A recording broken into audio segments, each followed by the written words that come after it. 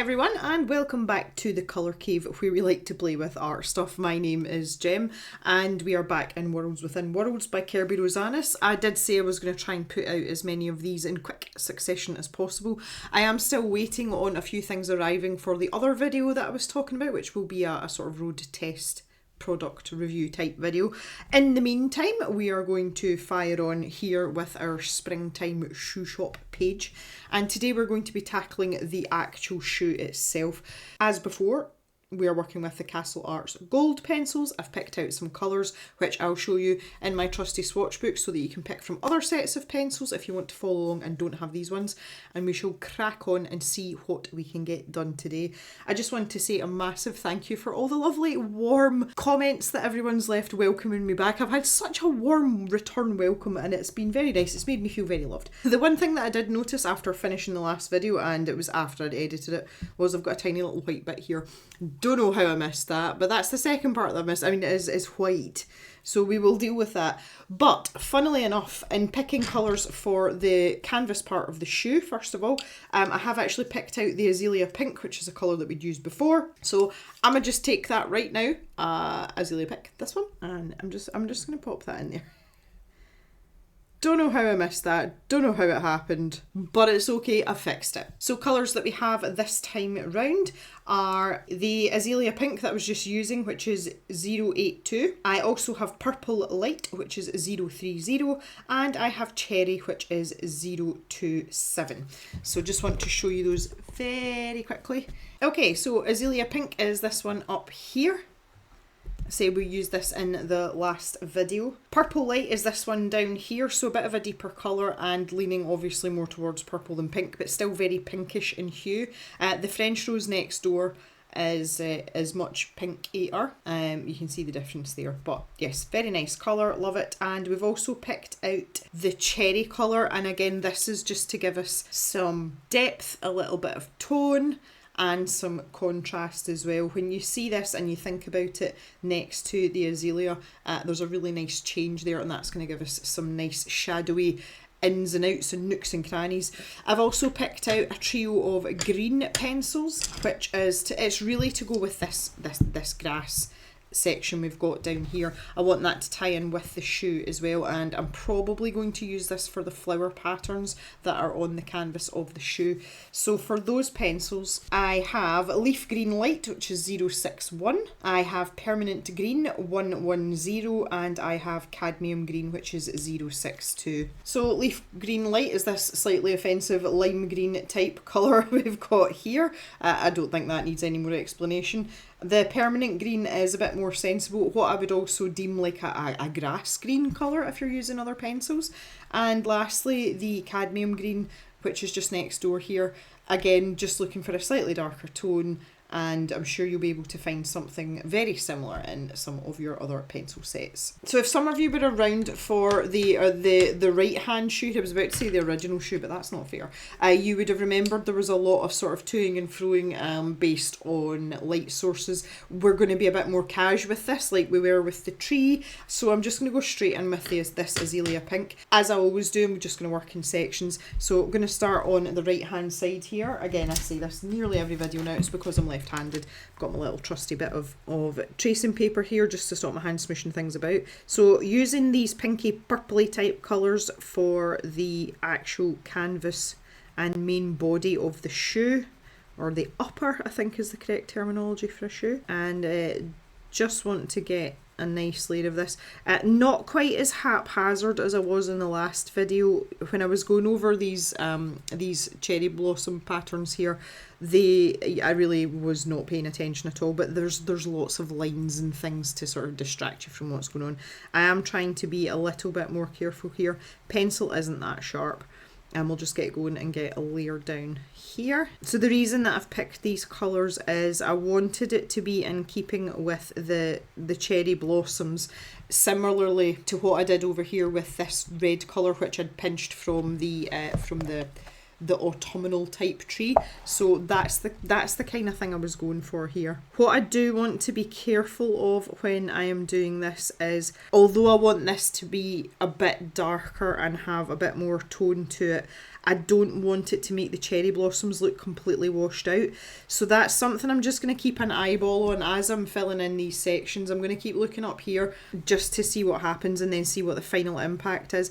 If it does make the blossoms look really washed out, I can always go back in up in the tree there and darken down with slightly darker pinks and maybe even into some pinky purples so that it doesn't get lost. I do want to keep that nice delicate tone, but I don't want it to look like it, you know, like it looks like the white of the paper. We want to avoid that. It's one of those things that you can always add to your pencil work, but it's very difficult to take away. So better to go steady and have to go back in than have something really overpowering and having to try and erase it, or worse, cover it up. So that's looking fairly nice. If I go to my mid-tone, which is the purple light colour, so thinking here that you can see there again, like this is so easy for us. We've got all this hatch in here, so that's naturally going to be a darker part because that's starting to curve it around it to the back of the shoe a little bit. So let's pop that in that hatched area there. I'm trying to keep this again fairly even. You know, I'm paying a bit more attention to my layers here, but I haven't sharpened my pencil. If you've got a slightly blunter pencil, that's actually advantageous when you're covering large areas like this, especially if you want a smoother texture. So here's some more hatching here. Basically just trying to find all Kirby's marks here. There's one, let's go. So there's not much exciting going on here in the last few days since I spoke to you last. My Julia visit was lovely. We had such a good time. We went to Edinburgh. We drew some stuff. I might share some of our doodles on Instagram. I don't know if Julia's shared already, actually. I must ask her. Might share some of them on Instagram over the next few days. And harvest has started. Papa Gem's here, so the boys are nowhere to be seen, which kind of suits me. Shh, don't tell anyone. Just make sure that they're fed and upright and go out and lend an occasional hand when needed. So that's all fine and dandy. I've been doing this a long time now. I think this is our 14th harvest together. 14? 13? Something like that anyway. So yeah, no real surprise. It's just a bit chaotic. The other thing that I've been occupying myself with is, and during our renovations, we had most of the internal doors in the house changed. We had hollow, the old like 60s dark wood effect doors. Oh, they were something, I tell you. We've had all those replaced with solid wood doors, and it's I have the thankless task of having to oil said doors. So that's 2 coats of wax oil on each side of the door, and obviously down what I call the seam. It's quite a lot of doors. So the problem is that the wax oil that we've been recommended to use, and it's recommended by the manufacturer but also recommended by my joiner who fitted the doors, it absolutely stinks and it's given me no end of a sore head. So like it's like fresh air fortnight, all the windows are open, the flies are getting in. It is an absolute necessity though, because my head is absolutely banging. So I'm just trying to get through it as quickly as I can, but I can't each door needs 2 coats. And you need to leave 24 hours in between coats, so I'm just trying to get it over with as quickly as I can. I'm like, So that's where we're at, but what can you do? It's the worst problems to have, but I really could do without a sore head. So back to the Azalea pink now, where the hatching starts to sort of thin out and dissipate, building up that nice pinky colour. The good thing about this as well, when we're looking at intensity, I can use my cherry blossoms as a reference. So I want this area to maybe be like 2 steps down in terms of depth, intensity and colour compared to what's going on up here. So I've actually made myself like a built-in reference, which is always quite nice. So nice smooth pencil strokes here, just a medium pressure and starting to build up that colour. I'm avoiding the sort of more heavily hatched areas just now because I want to go back in with the purple light, but also that darker cherry colour. Was that what we said? Cherry, yes. I wanted to call it black cherry, but that is a pencil in the Prismacolor set. I was having a wee think about what I might do next for a colouring project, and I really fancy using my Prismacolors. I've not used them for a wee while, and they've been kind of languishing at the back of the shelf gathering dust. So if anybody would like to suggest where we would like to go next with some colouring in terms of what to colour, I would be open to that, bearing in mind that Prismacolors would be the option that I would like to use in terms of pencils. I had a bit of a sort of cathartic clean out at one point of the cave, and I did tidy up all my colouring books and such, and there's quite a few books where I haven't coloured a lot in them, and there's quite a few colouring book artists that I haven't visited for a while, like Hannah Carlson was one of them, Bennett Klein was another one that came up, and also there's a lovely little book called The Circle of Life. I'm sure some of you will be familiar with it. That I feel like that's quite pretty as well. So if you'd like any of those either, then feel free to let me know. So grabbing the cherry now, and here we go. Like now we're getting into the big guns. Like, oh yeah, on that cross hatch section. We're really going to get in there with that and then bring it round. So as this hatching eases up, you can see it goes from cross hatching to just hatching, kind of, and then it peters out completely. So that's just telling us that as we go along here, just let up on the pencil pressure, and you can let it fade out to nothing, and it can just fly away on the breeze that's knocking all our little blossoms about. We will blend this out with our other colour. Don't worry if it looks a bit kind of patchwork quilty for the moment. Okay, so I'm still with the cherry pencil. In these hatched areas, I'm going a little bit steadier, not pressing quite as hard and not going to use as many layers, but still want to make this a little bit darker than we have done. Just kind of tickling that wee bit there where the hatched lines are singular. Maybe pop a wee bit in there just for funsies. And the same down here. So to be fair, I'm more or less covering up everything that I did with the purple light, but we are going to graduate that purple light out just outside these hatched lines. Pop a wee bit in there. See, it does look a bit sort of rough and ready just now, but that's just one of the steps. That's just part of the process. So this is now the purple light pencil. So I'm blending that in with the cherry colour we've just used. And then we're going to do the same here. So just sticking with that circular motion. It's the easiest way to get a sort of like a nice transition. That's not very technical, is it? Smooth transition. There we go. Kind of join it up with that part. This looks like quite a sort of definite line, no, almost like a crease. So I would be tempted to leave that and not blend it out as much. Well, that went well. That was a slew of interruptions that lasted well over an hour. Right, okay, so back to what I've kind of lost the thread a bit here. We're using the purple light pencil to blend out some of these areas where we've used our cherry colour, particularly around the edges of the hatched areas, and this is just to create a smoother transition between the three colours. So I'm quite happy with this little section now, so I'm going back to the Azalea pink, the featured pencil, and I'm going to go over all these other areas now, so quite wide strokes here, and just try and bring all these colours together. So you can see the difference there versus here. We want everything to look like this. We do want it to be a bit richer. So I still have the preference here of not having a particularly pointy point on my pencil, just for some smoother work, especially with these pencils in particular are quite soft, and we're just using that to our advantage here. If you're working with slightly harder pencils, the blunter the better, but you do need to keep your pressure pretty light and try and, I've just gone over the light, and try and build up some layers. Just have a little bit more patience. The pencils that spring to mind specifically would be Crayolas. The generosity of the pigment laydown is very poor compared to mid or artist grade pencils. It can still be done. You just have to be patient. Don't press hard. And again, when you're working in a book like this where the paper's pretty good, you'll be able to do it. Even if you've got budget pencils, it makes no difference. It just takes you a wee bit longer. That is all. I need to try and kind of get up in here. I haven't quite taken my pencil all the way in, so I'm going to use the mid-tone pencil for that, and I'm going to sharpen that up because that is a really, really tight space in there. So I've got my Tagal set at a number 4. Oh, just so I've got a bit more precision there, and I really don't need to press hard. Okay. So if we take a look at that versus our tree situation, I think that might be this might be the yardstick in which to measure the rest of our colouring against. I feel as if that's just right.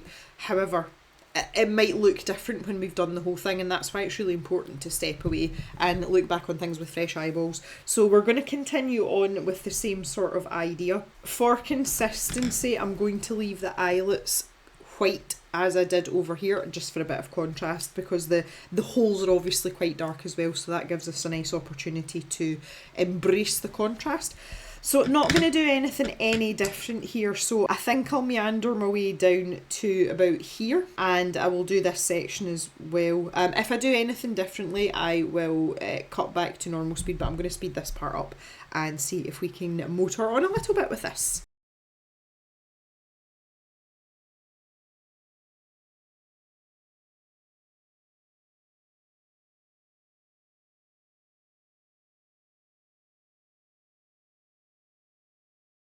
Okay, that's looking fairly good, and now that we've done a slightly larger section, you can see the vibrancy compared to the more delicate feel we've got going up here. That's what I was going for. So the comment that I was going to stop and make, but I didn't want to interrupt the sped up section. When I went back to my Azalea pencil to go over everything, I'm kind of using this almost as a blending pencil. I was going over everything in the section, and I was pressing quite hard over these darker areas just to really sort of smush everything together and blend everything in. So that's turning out quite well, and these little flowers are popping out great. The rest of this lace section is going to be very much the same, so I'll just do that off camera. I do want to talk about these parts though as I go along, just because we've got other things that are sort of interfering. And you know, casting shadows one thing or another, so I'll talk about that a little bit more. So I'm just going to get this bit done first, and then we can head on to the bits where there's some overlaps. Alright, we're looking fairly good now. I want to talk about the rest of the shoe now. I'm going to stick with the darkest colour, so I'm going to go with the cherry, and I'm just going to get these really shadowy areas. So in here where the hatching's super heavy, and we're going to get a nice few layers, build up that colour and the intensity a little bit. Naturally those ink lines that are there helps darken it down. And the same, I've got this section of the tongue here. So this is kind of mirroring the shadowy parts in the tree up the top. So as the tongue runs down here, naturally there's quite a lot of that in shadow as well. So we want to kind of work with that. And again, use this hatching to our advantage, because there's quite a lot of places where obviously when the laces are pulled tight, it sort of crinkles up your tongue going down, and you can see that, and that's denoted by the different types of hatching that are here. So we've got some really tight cross hatching there in that little section, for example, and then not so much here because that part's sitting up. It is concave rather than convex. So let's take this light part here first. So we'll go back to our Azalea pink. We'll pop some of that down here. We'll just get a little bit of this over this whole area. I'm going to leave this piping white again, just as I've done here, just to give us a little bit of contrast. I may put colour in that eventually once we've done a little bit more of the page. I'll wait and see. That's one of those ones. I'm just going to leave it alone just now. I think the white goes quite well with the pink as well, so we'll see how that goes though. Might change my mind, I'm prone to that. I think this tiny little sliver in here is supposed to be sky, but I'm just going to make it fabric, and the same in there. It might even be piping, but never mind. Okay, I'll grab the purple light now and go into those hatched areas, start to get our creases in. So just kind of follow those lines with our pencil, maybe make it a little bit darker along that edge there. Just help that idea along that's curved round. So when you've got a lot of sections like this that are a complex shape, although we've got the hatching to help us, it's a good idea to step back. I talked about, you know, looking like a patchwork quilt earlier. It is a good idea to sort of step back and make sure that it is still cohesive, but that's looking fairly nice. So I'm going back to this Azalea pencil now. I feel like, hang on a little second, I'll just get some more purple light down here. That's better. And then back to this Azalea pink, and we'll just go over everything. You can really let up in this sort of area here if you want. Just make that light source look a bit stronger, if that's what you want to do. And I might even take, with a bit of harder pressure, just take that Azalea along there. So for the section down in between the laces, I'm going to leave the Azalea pink alone completely and just use our mid colour. So the purple light. I might leave that section white. Think of that as maybe some piping, I don't know. It's such a small detail, so I'm not going to spend too much time overthinking it. Now, when we come to this part here, down to the toe, I'm just going to let up that pressure, and I'm going to grab that Azalea pink just for this very top area, because that's kind of coming back out into the light, if you like. And then as it curves down around here, we'll go back to that purple light. with the cherry pencil, we can now go back in. I need to sharpen this again. A lot of sharpening today. Pop in some of our darkest colours. I'm sort of using this sparingly and picking and choosing, but generally speaking more down this right hand side where the tongue's disappearing back in under the front side of the shoe. The front side, this side of the shoe. This side, you know what I mean. Okay, so now for the bottom part. So as a general rule, again, there's a curvature in the shoe on this side, and we know that the light source is kind of at the front here. So as we're working close to this piping, we want things generally to be slightly darker down that edge. But also we've got things in front, we've got the shop front here. So again, where this hatching is, that's going to be much darker. So this is a really good spot to start in. And again, I'm going to skip the Azalea for this and just go straight to the purple light and get a layer of that down all the way around. Try and keep it fairly even. So just again, paying a little bit more attention than perhaps we have done in other sections. I feel like these in here, there should be hatching in there, but we'll not split hairs too much. And then with the cherry, work away just as we've done before. Get all these little hatched areas darkened down a bit. We do want it to still look the same colour as the rest of the shoe, so by going over the top with the Azalea, we're pulling it back into that sort of pink area of the spectrum rather than purple. Like, that's just for uniformity. After all, it is all part of the same shoe. So when you look at this section compared to up here, there is an obvious difference, but it's not out of the way for it to belong to the same part of the shoe, although this part's a bit more purple. So we want to keep that continuity going up this side so that it all looks like it's linked together. So just the same method and pencil order as we've just used.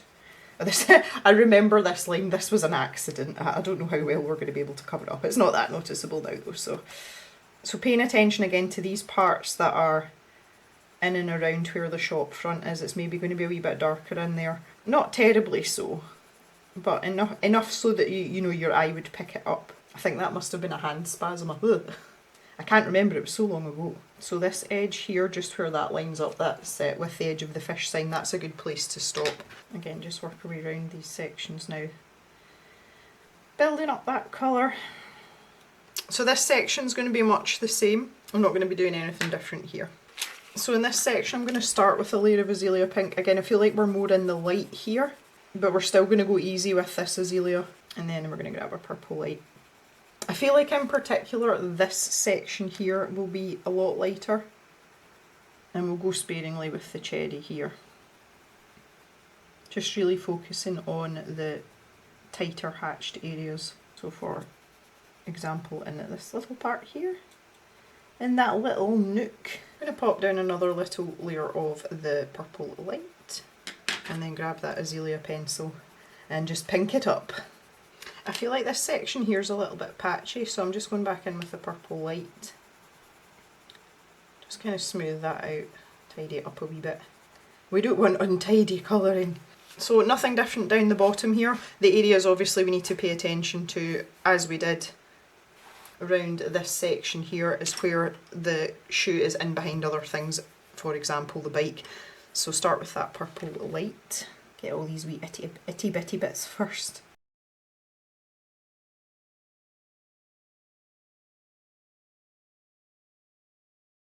Get in there with some cherry. So when I'm using this black cherry here, I'm looking at the areas that are dark round about it so that it matches up. So I don't want to take this all the way across here. So I'm just going to let up the pressure as I head towards the right. And we'll work in a bit more of the... So I'm trying to keep my pencil quite sharp here because obviously these are quite tight areas. I want to be able to get in there with a little bit of precision. And again, just a coating of Azalea in this larger section just to marry it up with the other areas so that it looks part of the same shoe. So I'm going to stop with the purple light here because we are coming out into the light, and I'm going to work on these sections underneath. So still sticking with the darker areas. Now I'm assuming that petal's going to be somewhere down there, so in between this spoke we'll just assume that that's petal. Now this is quite interesting, I'm not really sure what's going on under here, but we'll start in the areas that are obvious. Sometimes I think doing that helps your eyeballs to adjust to the other sections that you're maybe not so sure of. I think that's all pots under there though, but the trim of the shoe must run in behind there as well. So I'm assuming that there's the stopping point there. Again, that's one of those things, it doesn't matter if you don't get it right. It's such a teeny tiny detail. But, you know, just trying to figure it out to the best of your ability is probably the most sensible thing. And again, they're like, I don't really know what's going on in there, but that's fine. We can tidy that up and work away at that. And then grab the Azalea. Off we go. Nice light pressure here. I'm going in for a second layer now. Okay, let's grab the cherry. Work in some of these darkest spots now. And in here. I feel in here is important.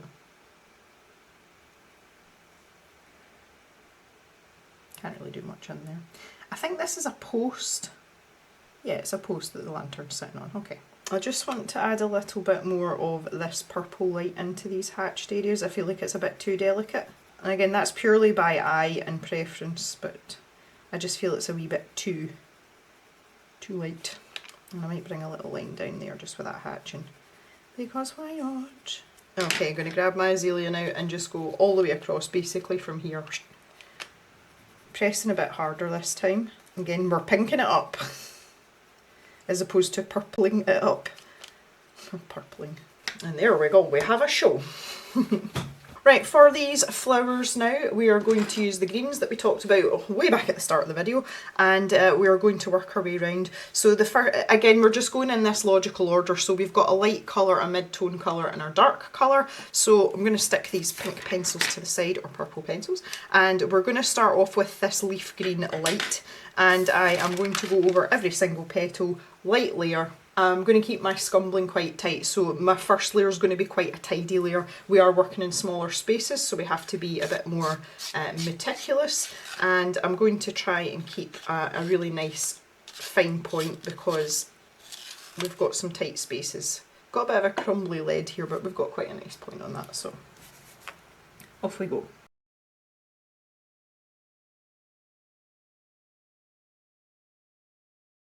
Missed a little bit of pink in there, naughty.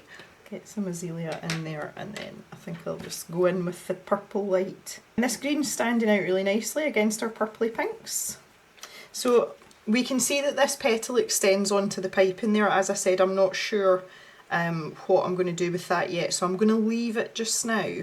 I do, just referencing back over here, there was a flower that went up over the piping and I decided to go with the colour, so it would probably be a good idea to do that over here. However, that's a decision that can be made later. It doesn't need to be made just now, so I'm going to leave it just now and just concentrate on all my other petals. Okay, so really quickly, one at a time. Again, just remembering to keep all my pencils sharp. So I've got my mid-tone green here, which is our permanent green. Behold the pointy point. And we're going to go for those hatched areas. So just picking and choosing. Now we are really just keeping our darkest green for heavy shadow areas. For example, down in here. We're not going to be employing a lot of that. I want to keep this vibrancy and the nice bright colour, to, you know, in keeping with the sort of feel of the whole page. Our lightest and our mid-tone are really, really nice greens though for that. They're very cheery. I don't know if cheery is a legitimate vibe for a colouring page, but yeah, that's the, you know, light, bright, airy, cheery. That's sort of spring feeling.